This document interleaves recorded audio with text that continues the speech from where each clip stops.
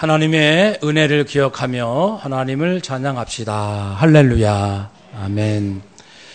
요즘 여러 가지 힘든 상황에서 한 주간 또 수고하신 우리 성도님들 축복하며 인사합시다. 한 주간 수고 많으셨습니다. 네. 그래도 우리나라는 희망이 늘 있지요. 왜냐하면 이 샤론의 장미, 오늘 찬양처럼 샤론의 장미 예수 그리스도.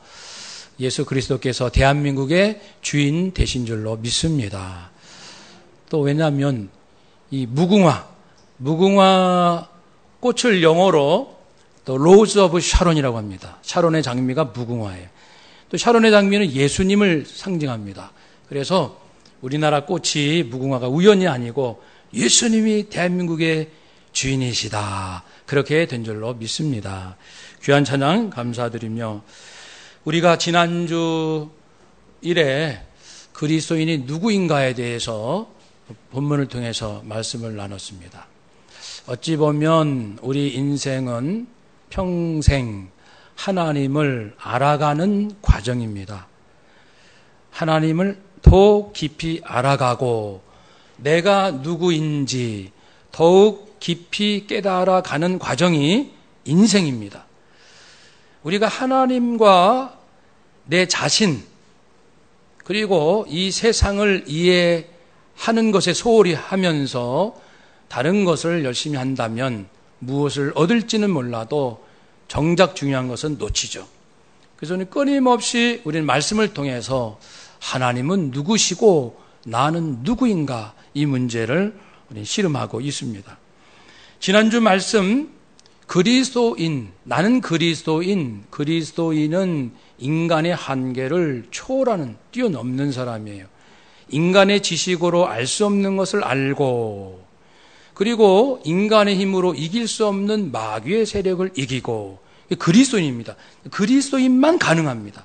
사람이 아니고 그리스도인만 하늘의 진리를 알고 마귀 권세와 싸워 이길 수가 있습니다. 그것은 예수가 그리스도이시고 그것을 믿기 때문에 그렇죠. 오늘은 또 하나의 모습을 볼 수 있습니다. 내가 누구인가 이것을 아는 것이 바로 내 인생이기 때문에 그렇죠. 우리 자신 가장 중요한 것은 구원이지요. 구원받는 것처럼 중요한 것은 없습니다. 정말 중요하게 여기셔야 됩니다. 중요한 것을 중요하게 여기지 아니하면 참된 기쁨을 얻을 수가 없어요. 우리 가정에서 가장 중요한 것이 무엇일까? 그것을 알고 소중히 여기면은 가정은 제대로 기뻐할 줄을 알게 됩니다. 근데 우리 가족들이 자꾸만 돈이 최고라고 하면은 정말 중요한 것을 놓치게 되죠. 가장 소중한 것은 구원입니다. 그런데 그 구원은 이 땅에서 결정됩니다. 나중에 결정하는 것이 아니고 이 땅에서 이미 결정되는 거예요. 다만 예수님께서 오셔서 그것을 우리에게 확인시켜 주실 뿐이고 내가 구원받고 안 받고는 이미 이 땅에서 결정이 납니다. 예수님께서 말씀하셨습니다. 믿고 세례를 받는 사람은 구원을 얻을 것이다. 믿지 않는 사람은 정죄를 받는다. 또 말씀하셨습니다. 요한복음 5장 24절 내가 진실로 너에게 꼭 말을 하고 싶다. 내 말을 들어라. 나를 보내신 하나님을 믿어라. 그리하면 영원한 생명을 얻게 된다. 심판에 이르지 아니한다. 사망에서 생명으로 옮겨졌느니라. 그래서요, 구원받고 영원한 생명을 얻는 것은 이 땅에 사는 동안이 결정되는 겁니다. 그게 얼마나 구원이 중요하고 이 땅이 중요합니까? 내가 살아있는 이 순간들. 이 땅에서 내가 구원받을 것이 결정되는데 그러기 위해서 이 구원 얻을 복음을 누군가가 나에게 전해줘야 됩니다. 전해주기 위해서 예수님께서 하신 방법이 있습니다. 오늘 본문에 베드로에게 말씀하셨습니다. 베드로야, 내가 너에게 천국 열쇠를 준다. 너에게 천국 열쇠를 준다. 네가 무엇이든 땅에서 매면 하늘에서 매이고 땅에서 풀면 하늘에서 풀린다. 사실 요 부분이 해석하기가 난해한 구절에 속합니다만은 크게 두 가지로 해석을 하죠. 땅에서 매면 하늘에서 매고 땅에서 풀면 하늘에서 풀린다. 요 맨다 푼다라는 말이 먼저 누가 사용했냐면은 랍비들, 율법 학자들이 사용했습니다. 율법을 해석함에 있어서 두 파가 있었어요. 아주 엄격하게 해석하는 학파들은 율법을 맨다라고 표현했고, 좀 자유롭게 율법을 해석하는 사람들은 율법을 푼다라고 표현을 했지요. 그래서 그 묻고 매는 이러한 그 일상에서 경험하는 그것을 예수님께서 인용을 하십니다. 그 표현들을. 그렇지만은 이제 예수님의 초점은 천국 열쇠에 있습니다. 자, 천국 열쇠를 너에게 준다. 그런데 네가 매면 하늘에서 매이고 땅에서 풀면 그 뭡니까? 이 열쇠로 매고 풀 수 있다는 겁니다. 천국 열쇠와 매고 푸는 것이 연관성이 있다는 것이죠. 천국 열쇠에 관심을 먼저 가져봅시다. 천국 열쇠, 열쇠는 권한을 말합니다. 권한. 열쇠라는 것은 무엇을 움직일 수 있는 권한을 말합니다. 천국 열쇠, 천국 문을 열고 닫을 수 있는 권한을 말씀하죠. 그건 예수님께 있습니다. 우리에게 있지 않아요. 요한계시록 3장 7절 말씀에 빌라델비아 교회 사자에게 편지하기를 거룩하고 진실하사 다윗의 열쇠를 가지신 이 곧 열면 닫을 자가 없고 닫으면 열 사람이 없는 그 예수 그리스도께서 말씀하셨다. 예수님은 다윗의 열쇠를 가지신 분. 다윗은 이제 메시아 왕국의 상징입니다. 이스라엘 백성들은 다윗이 가장 위대한 거예요. 다윗 통치 때에 이스라엘이 가장 번성했고 강성했습니다. 그래서 지금도 다윗 왕국을 꿈꾸고 이스라엘의 국기도 다윗의 별 아닙니까? 다윗은 또한 예수님의 통치, 예수님의 나라를 상징으로 또 쓰입니다. 그래서 다윗의 열쇠라는 것은 예수님께서 통치하시는 구원, 하나님 나라, 천국을 의미할 수도 있습니다. 다윗의 열쇠를 예수님께서 가지셨다는 것은 인간의 구원의 문제를 예수님께서 좌우하신다라는 것입니다. 그런데 이 천국 열쇠를 예수님이 갖고 계셨는데 베드로에게 이제 넘겨주신다는 표현을 하십니다. 물론 베드로 개인은 아닙니다. 천주교는 베드로 개인이라고 해석을 하는데 예수님은 이 천국 열쇠를 제자들에게 다 주시면서 믿지 않는 자에게 복음을 전파하고 세상 끝날까지 증인이 되라고 말씀을 하셨습니다. 베드로 한 사람만이 아니고 베드로처럼 신앙 고백하는 모든 그리스도인들, 교회에게 주신 말씀입니다. 이처럼 이 천국의 열쇠를 가졌다고 하는 것은 그 앞에 먼저 율법 교사들이 잘못 사용한 것을 책망한 예수님 말씀에서도 분명해집니다. 누가복음 11장 52절에 이런 말씀이 있습니다. 예수님의 말씀. 화 있을진저. 그건 저주받아라 이런 얘기입니다. 예수님께서 이렇게 말씀하신 내용이 있다면 우리 정신 바짝 차리고 들어야 됩니다. 예수님이 누군가를 저주하실 때가 있단 말이에요. 화 있을지어다. 독사의 새끼들아. 그 대상이 율법 교사, 바리새파 이런 사람들이었습니다. 너희가 율법 교사여 너희가 지식의 열쇠는 가져가서, 지식의 열쇠는 하나님의 지식입니다. 하나님의 말씀입니다. 율법입니다. 하나님의 말씀의 열쇠를 가져다가 너희들이 잘 안다고 하면서 너희도 들어가지 않고 또 들어가고자 하는 자도 막았느니라. 그러니까 너희들도 예수가 그리스도인 것을 너희들도 믿지 아니하고 구약 해석을 이상하게 해가지고 우리 눈앞에 보이는 예수가 그리스도인지를 알지도 못하고 자기들도 믿지 않고 다른 사람들도 예수 믿지 못하도록 방해한다는 것을 말씀하신 거예요. 화 있을진저 메시아가 이 땅에 오셨음에도 불구하고 너희들은 성경을 잘 안 가르친다는 율법 교사임에도 불구하고 너희들도 알지 못하고 다른 사람도 알지 못하게 하니 지식의 열쇠를 가졌지만 너희들이 오히려 막았다. 이런 배경에서 보면은 예수님께서는 베드로에게 내가 너에게는 천국의 열쇠를 주겠다. 베드로는 이런 신앙 고백하지 않았습니까? 한번 따라 합시다. 주는 그리스도시요 살아계신 하나님의 아들이십니다. 아멘. 복이 있도다. 베드로야, 너는 베드로 직업이 어부입니다. 그 당시에 가장 주목받지 못하는 직업 중에 하나고, 베드로는 율법을 제대로 공부한 사람들이 아닙니다. 그 어부들은. 그런데도 베드로가 그런 고백을 하니까 예수님께서 너 복 있다. 너 어떻게 알았니? 하나님이 알려주셨잖아. 지난주 말씀 아닙니까?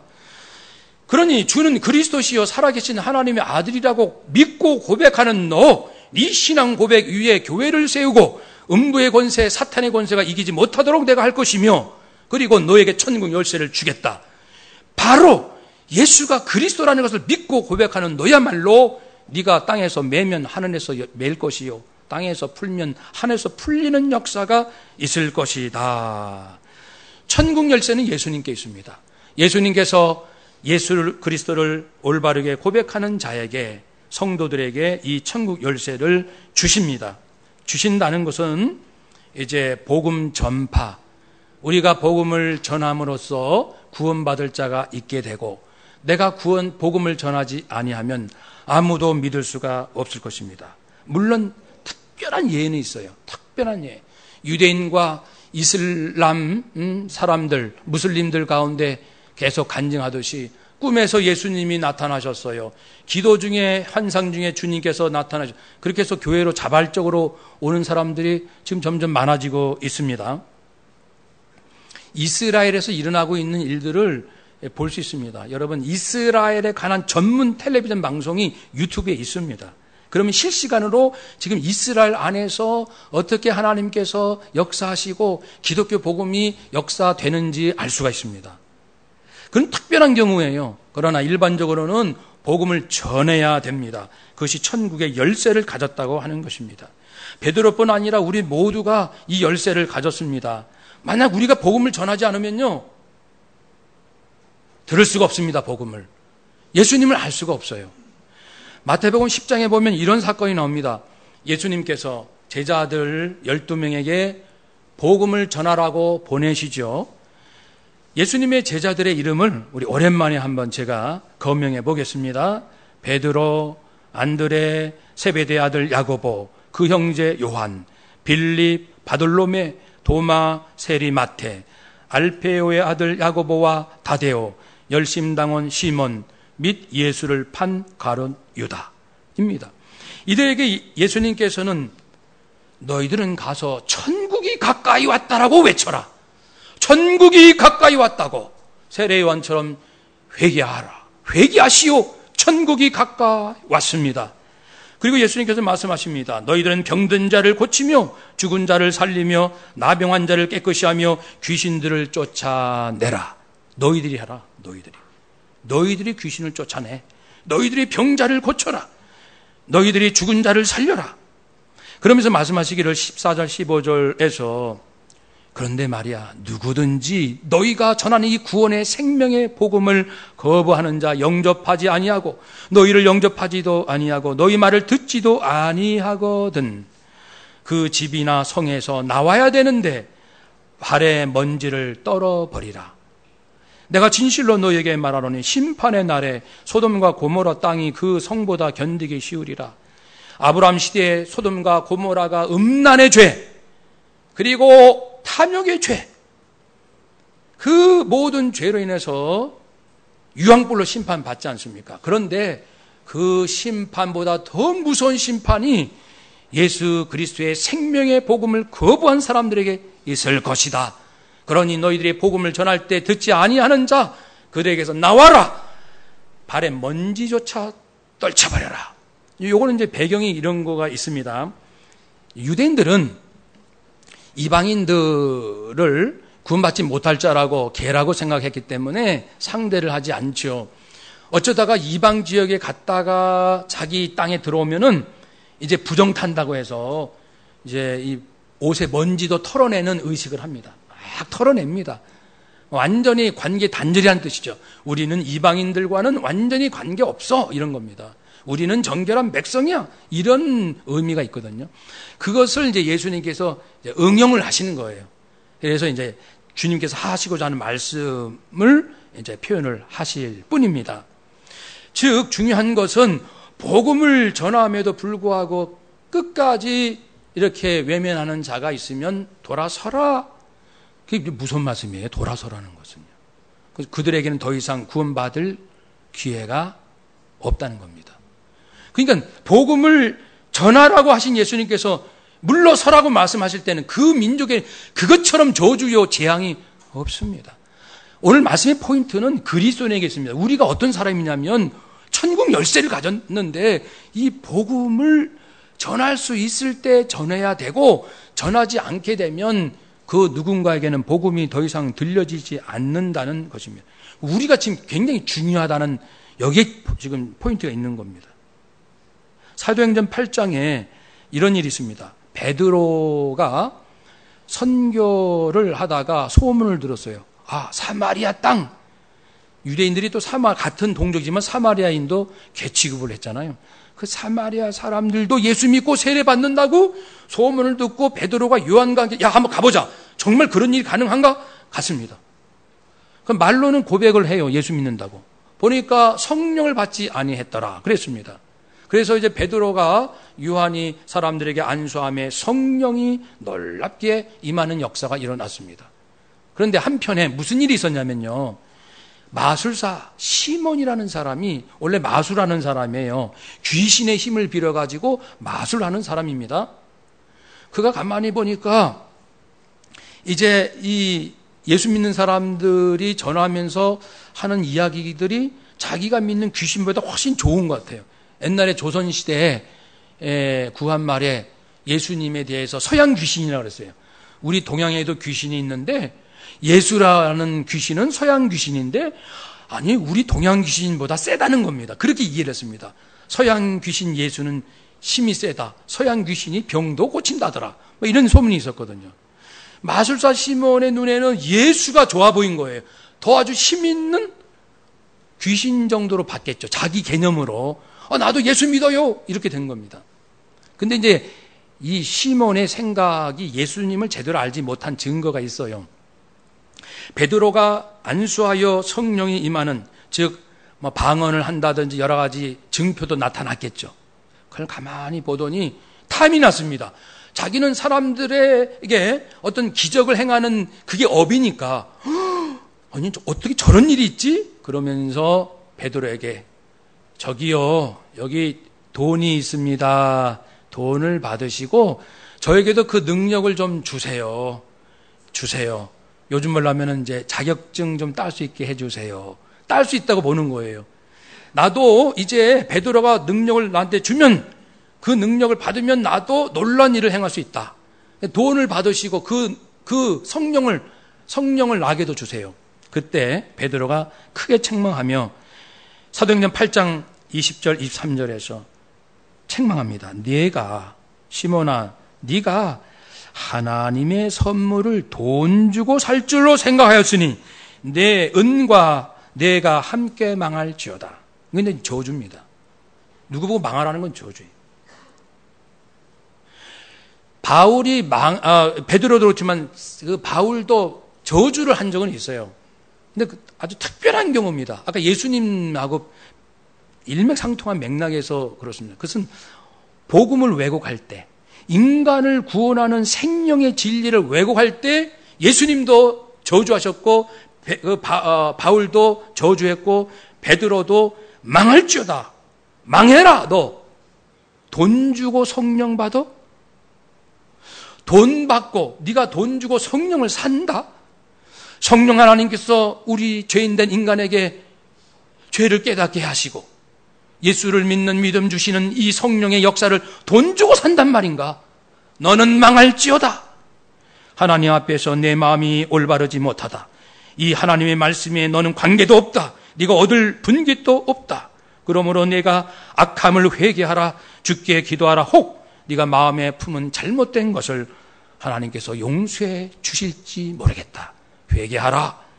내가 보니 너는 악독이 가득하고 불의에 메인 바 되었도다. 사랑하는 여러분, 여기서 우리의 초점은 거기에 있습니다.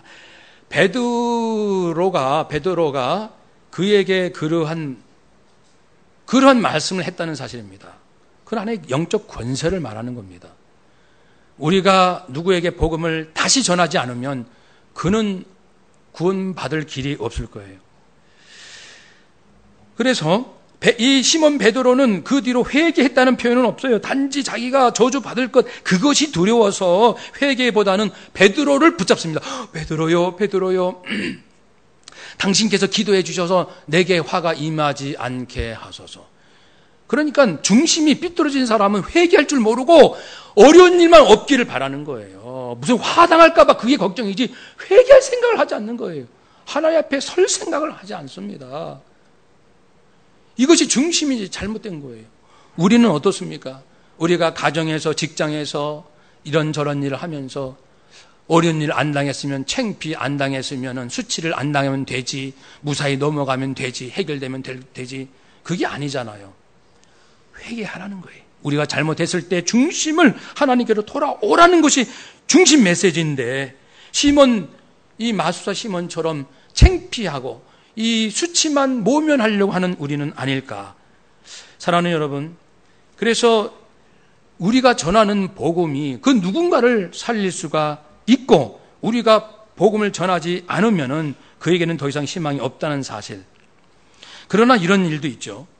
베드로가 오순절날, 그러니까 예수님께서 부활하셨죠. 3일 만에. 그리고 40일 있다가 천국에 올라가셨습니다. 성령님이 내려오셨습니다. 성령 강림 사건, 그날입니다. 바로 오순절. 그날에 이 제자들 성령의 능력과 충만함과 은혜를 받았어요. 그래서 이제 완전히 사람이 근본적으로 바뀝니다. 바뀌고 나더니 죽음을 불사하고 복음을 전하기 시작합니다. 그날입니다. 베드로가 얼마 전에까지만 해도 예수님을 부인했던 그가 이제는 사람들 앞에 당당하게 예수는 그리스도, 예수는 살아계신 하나님의 아들이십니다. 예수를 믿고 구원받으시오. 이렇게 말을 했을 때 3,000명이 회개하고 구원받았습니다. 그리고 나중에 이제 솔로몬 행각에서 또 복음을 전할 때 5,000명이 회개하고 구원받았습니다.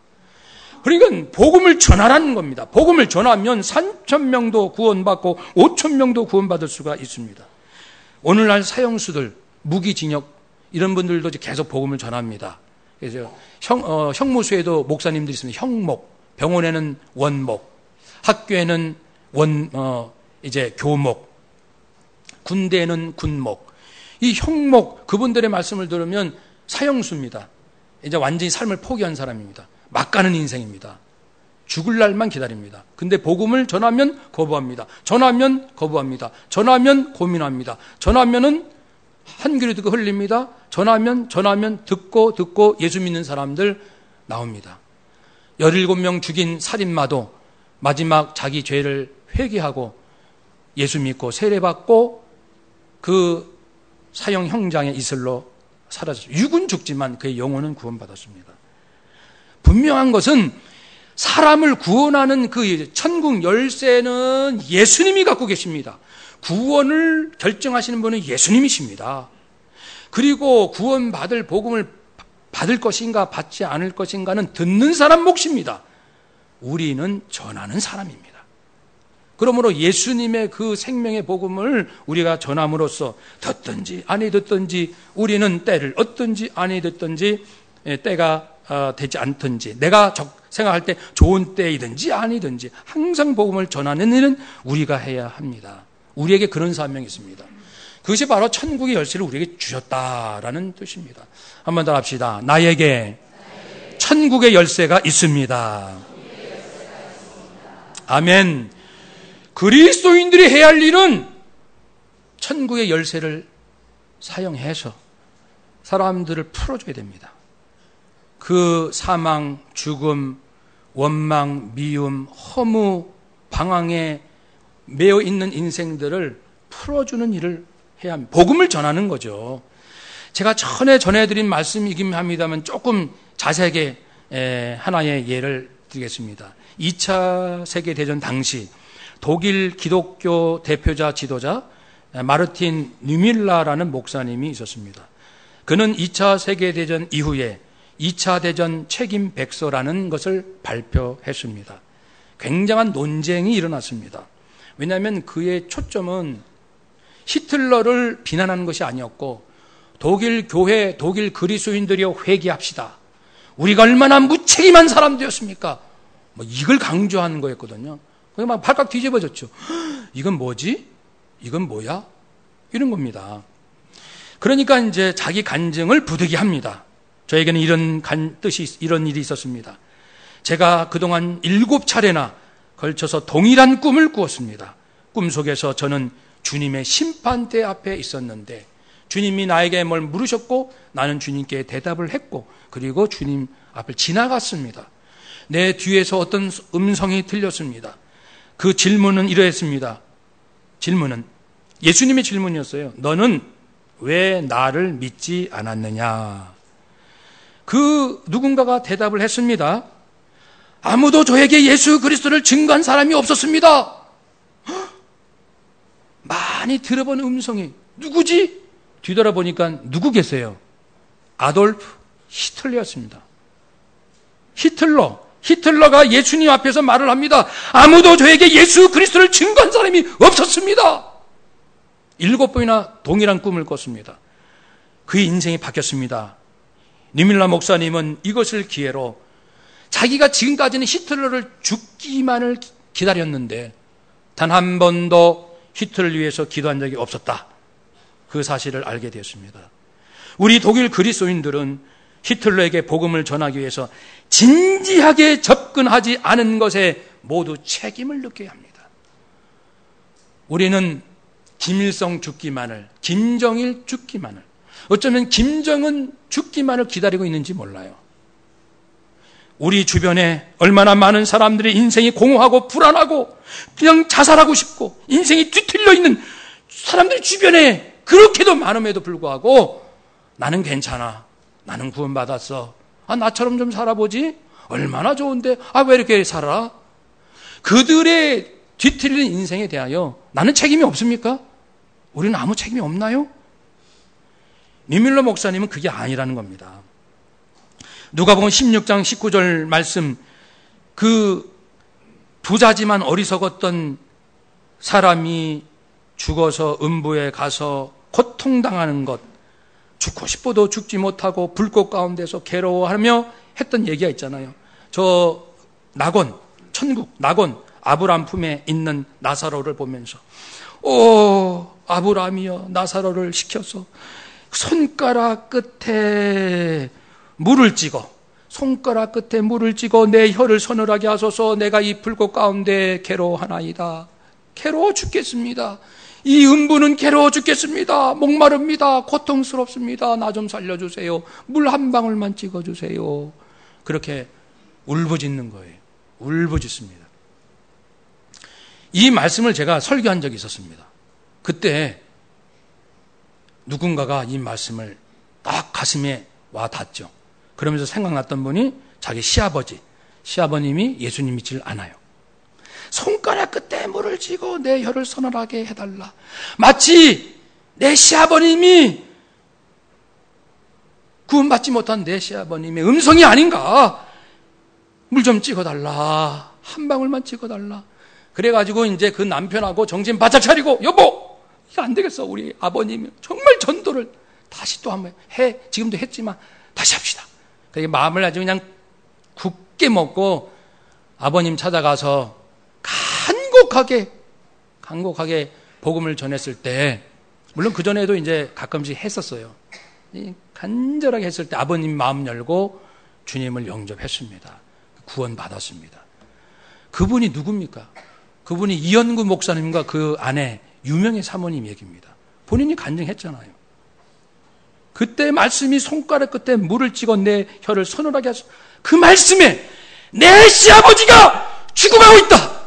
내 시아버지가 음부에서 고통당하고 있다. 이렇게 받아들인 거예요. 사랑하는 여러분, 김정은 죽기만을 기다리지 맙시다. 그 영혼을 위하여 기도합시다. 아벨을 위하여 기도합시다. 미워만 하지 맙시다. 오직 성령이 너에게 임하시면 너희가 권능을 받고 예루살렘과 온 유대와 사마리아와 땅끝까지 이르러 내 증인이 되리라. 하나님 앞과 예수 앞에서 그분이 재림하실 것과 그의 나라를 두고 엄히 명하노니 너는 디모데여 너는 말씀을 전파하라. 때를 얻든지 못 얻든지 항상 힘쓰라. 한번 따라 합시다. 너는 말씀을 전파하라. 아멘. 여러분, 우리 지난주에 두 가지 깨달았잖아요. 우리가 보통 사람이 아니라고요. 우리가 누굽니까? 어떻게 사람이 하나님이 살아계신 걸 압니까? 봤습니까? 천하 만물이 주의 말씀으로 창조된 것을 어느 누가 안단 말입니까? 오직 믿음으로 알 수 있다고 했습니다. 성령이 아니고서는 예수가 그리스도라 신할 수가 없다 했습니다. 믿을 수 없는, 알 수 없는 것을 아는 것이 그리스도입니다. 우린 그걸 알고 있어요. 하나님도 알고, 예수님도 알고, 성령님도 알고, 진리도 알고, 천국도 알고, 부활도 알고, 재림도 알고, 지옥도 알고, 천사도 알고, 마귀도 알고, 귀신들도 알고, 우리는 알고 있습니다. 그 세계를. 우리가 어찌 세상 사람과 비교할 수 있냐고요. 마귀는요, 우리를 못 건드립니다. 전에도 재미있게 말씀드렸지만, 그렇게 궁금하시면 이 무당 국 타는 데 한번 가보세요. 아, 저는 목사님 믿음 없어요. 예수는 정말 믿어요. 아, 그러면 가보시라. 무당 국 타는데 가만히 앉아만 계셔보세요. 굿이 안 돼요. 무당 굿이 안 됩니다. 안 돼요. 귀신의 역사가 딱 중지됩니다. 내가 믿은 지 얼마 안 돼도 진실로 예수 믿으면 예수 생명을 받기 때문에 예수 생명이 가는 곳에는 어둠의 역사가 물러가기 때문에 예수 믿는 사람 없으면 칼춤을 춥니다. 칼춤 여러분 보셨어요? 맨 발바닥으로 예리한 칼 위에 막 칼춤 막 펄쩍펄쩍 뜁니다. 그냥 안 다쳐요. 귀신의 힘입니다. 그런데도 아마 우리 초등학교 다니는 예수 믿는 아이만 가 앉아만 있어도 그 능력이 딱 중지되는 거예요. 그것이 하나님께서 우리에게 주신 능력이에요. 예수 믿는 사람 가는 곳에 귀신의 역사가 중지됩니다. 그러니 우리가 보통 사람입니까? 그리고 오늘 말씀, 천국 복음을 전하면 구원받을 수 있고 전하지 않으면 그는 영원토록 구원받을 수 없다는 사실을 깨달으면 우리가 복음을 전할 수 있다는 이 사명은 누구에게 줍니까? 아무한테나 주십니까? 우리만 갖고 있잖아요. 그러니 우리가 보통 사람이냐고요. 한 사람의 생명을, 영생을 좌우할 수 있는 기회를 우리가 개입할 수 있는 그런 사람들입니다.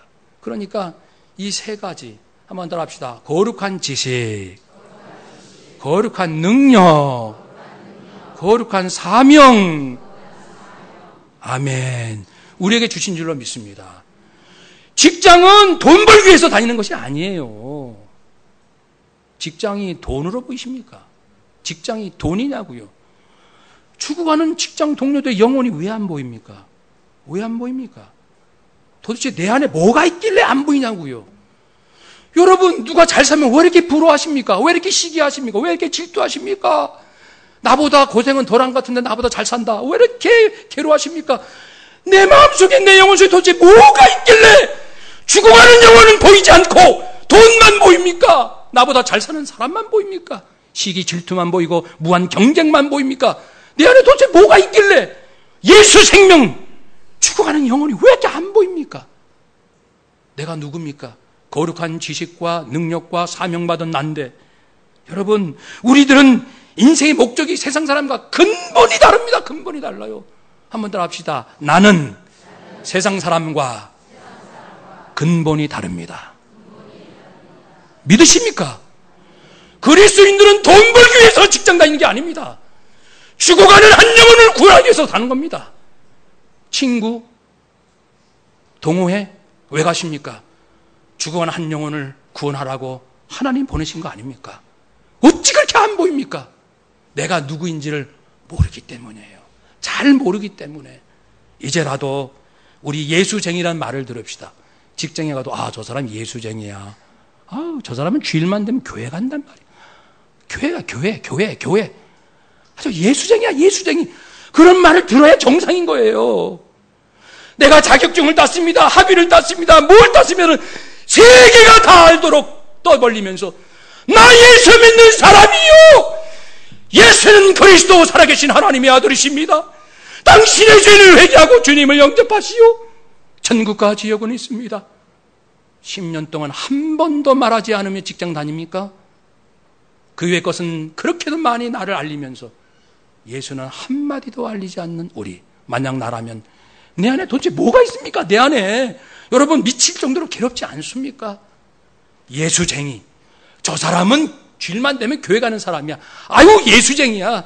저 친구는 예수쟁이야. 그 말을 들어야 정상입니다. 그 말 듣지 않는다면 저나 여러분이나 깊이 내가 정말 어떤 사람인지 생각해 봅시다. 목사가 자기 사는 동네에서 아무도 목사인 줄 모른다. 그게 이마에 써 붙이고 다니는 뜻은 아닙니다만 아무도 저 사람이 목사인지 10년 동안도 몰랐다. 동네 사람이. 그게 무슨 의미일까요? 사랑하는 여러분, 우리 잘 살아야 됩니다. 인생은 어차피 한번 끝납니다. 주님 앞에 섭니다. 오늘 방황하는 대한민국 바로 잡을 수 있습니다. 누가요? 그리스도인들이. 왜요? 거룩한 지식이 우리 안에 있고 거룩한 능력이 있고 거룩한 삶이 바로 우리에게 있기 때문에 재벌들 총수한테 있는 게 아니고 세계 석각들에게 있는 게 아니고 예수 피에 예수 생명으로 거듭난 우리에게 그게 있습니다. 대한민국은 우리를 통해서 살리는 거예요. 군사력이 아닙니다. 경제력도 아닙니다. 오직 예수를 그리스도로 믿는 사람들을 통하여 마지막 시대 대한민국은 다시 일어설 줄로 믿습니다. 우리를 부르셨어요. 이제 그 사명을 우리가 아멘. 하나님 저는 부족하지만 주께서 저를 부르셔서 생명 주시고 능력 주시고 사명 주셨사오니 돈 벌기 위하여 직장 가는 것이 아니라 죽어가는 우리 직장 동료의 영혼 구원을 위하여 오늘도 출근합니다. 그렇게 고백할 수 있는 우리 모두가 되시기를 축복합니다. 아멘. 기도하겠습니다.